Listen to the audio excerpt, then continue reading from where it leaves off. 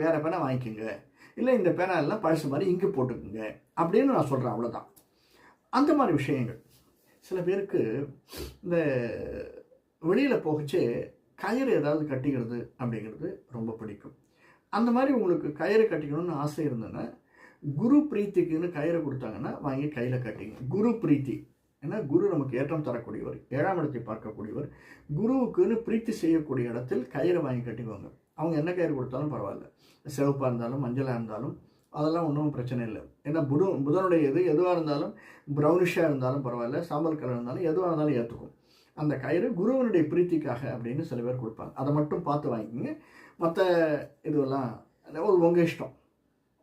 அதற்கு அடுத்தது உங்களுக்கு ஏற்றம் வரணும் அப்படின்னு சில பேருக்கு சனியினுடைய பிரீத்திக்காக கயிறு வாங்கி கட்டிங்க. கருப்பு கயிறு, கைகளில், காலில் கட்டாதீங்க, எனக்கு காலில் கட்டுறது பிடிக்கல, கையில் கட்டிக்கோ.